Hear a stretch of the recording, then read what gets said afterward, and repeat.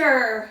I'm sorry that you guys aren't here with me today because we would be having an Easter egg hunt if we could do that. But instead, I know you guys love my green coat, but how many of you guys like to play the game Clue? So we're going to get a clue about Jesus today. So I have some clues for you. This would have been really fun if you guys would have been in person to play this. So you can look around at my kitchen table to see that I have all kinds of objects to tell you about today. I'm not sure what's going on here, but there's a lot of buzz about Jesus. He says that he's God's son, but plenty of people think that's a lie. I heard he was going to get into trouble. Maybe something happened with the Roman governor named Pilate. You guys have heard a lot about our governor, Holcomb, in Indiana this week. So let's see what clues that we can find, what happened to Jesus.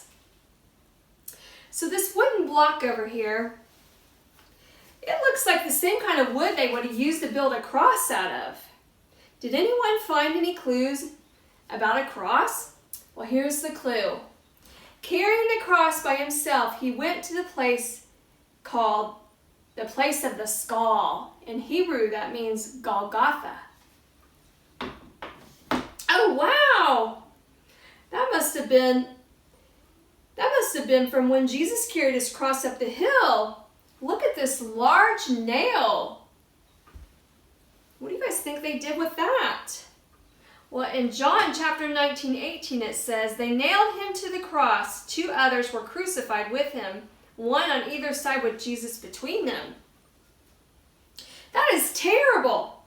Jesus appeared before the Roman governor, a guy named Pilate. Apparently, Pilate ordered Jesus' death by crucifixion. That means nailing him to a cross of wood. And what's that sign here that we have? It says, Jesus of Nazareth, King of the Jews.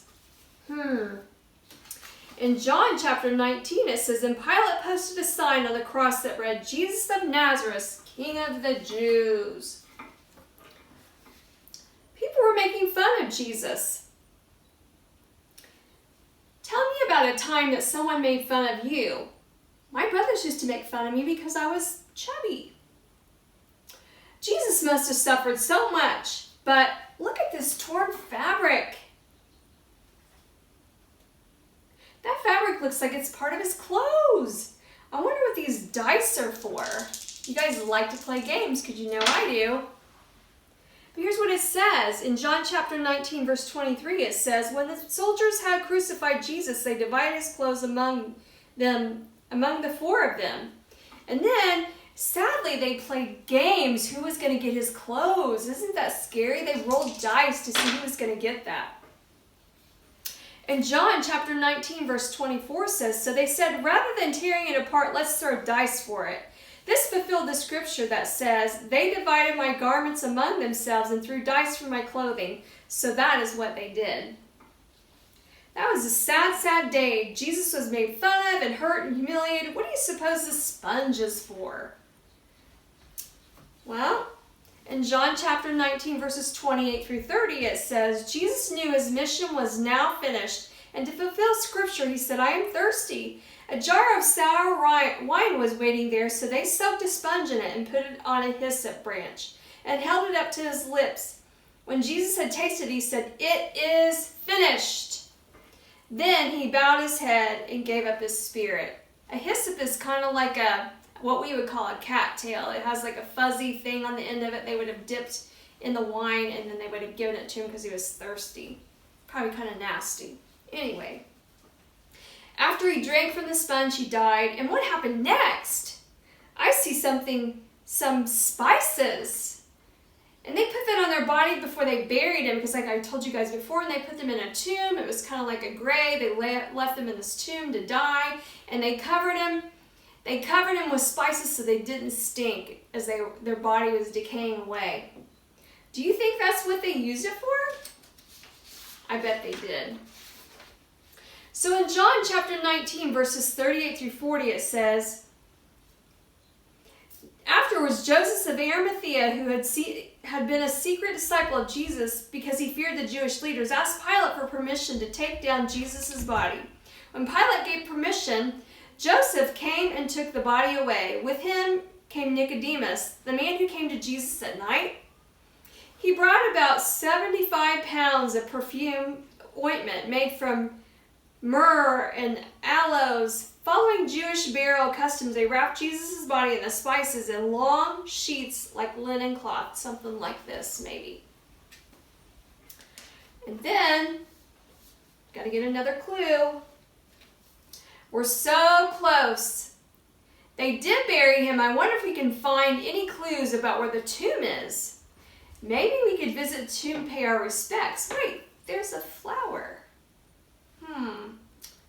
Wow, we're so close. The flower must have been from the garden where the tomb is. Does anyone see a garden? In John chapter 20, it talks about that. So now a tissue. Where did this tissue come from? Maybe someone was crying. Here's a clue to help us find out. Wow, we learned a lot about what happened here. I think we're getting closer. It's clear what happened here. Jesus died, but most importantly, Jesus died for us.